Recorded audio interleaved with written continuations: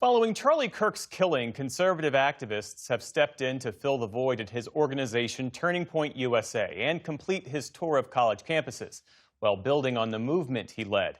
His widow, Erica Kirk, and Vice President J.D. Vance are scheduled to speak tonight at the University of Mississippi, where our White House correspondent, Liz Landers, is now. So, Liz, what are we expecting from the Vice President tonight at Ole Miss?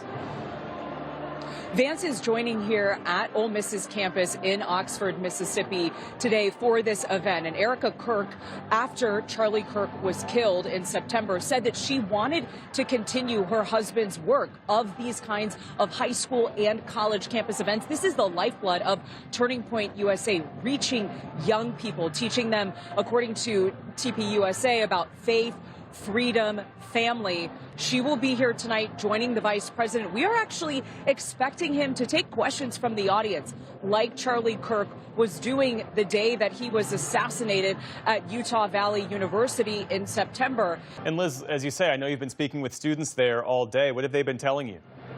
Well, one young woman that we spoke with yesterday, we came in to attend the Turning Point USA meeting, their prep meeting that they did last night, and talked with some of the attendees afterwards. One young woman telling me that Kirk's assassination changed how she thought about politics.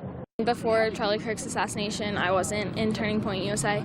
Now, I've joined as a member, and I think it really puts things into perspective about how divisive things have become in our country and how important it is for people to get involved and just be proud of what they believe in.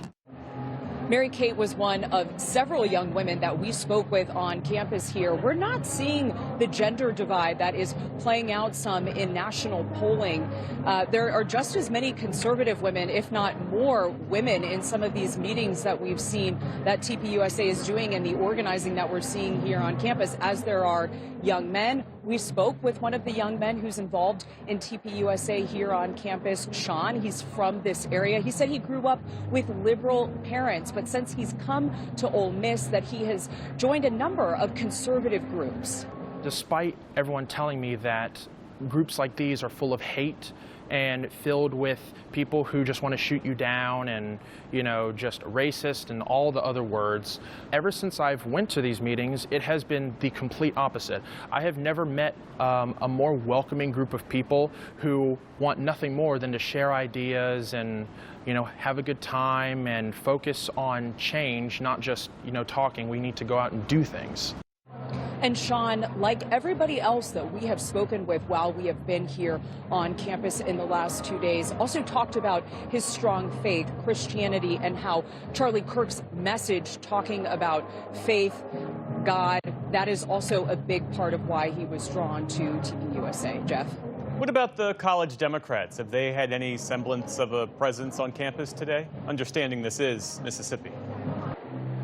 Yeah, of course. There's a coalition of liberal and progressive groups that is organizing around the same time that this event is scheduled to happen this evening. They're doing a Mississippi Rise Up town hall. They're going to have local elected officials as well as some national federal officials like Congressman Ro Khanna. And their goal tonight is to show dissent against the Trump administration and Vance's participation in this event. We spoke earlier today with some of the leaders of the college Democrats here at the University of Mississippi.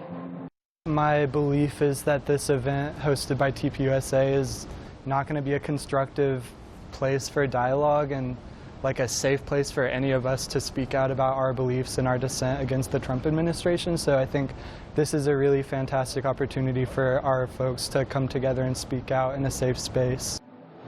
And free speech is a big part of the Turning Point USA ethos, but there was a University of Mississippi employee who was fired in the wake of Charlie Kirk's killing for social media posts that she had reposted online. She is now suing the chancellor of the school, saying that her firing violated her First Amendment.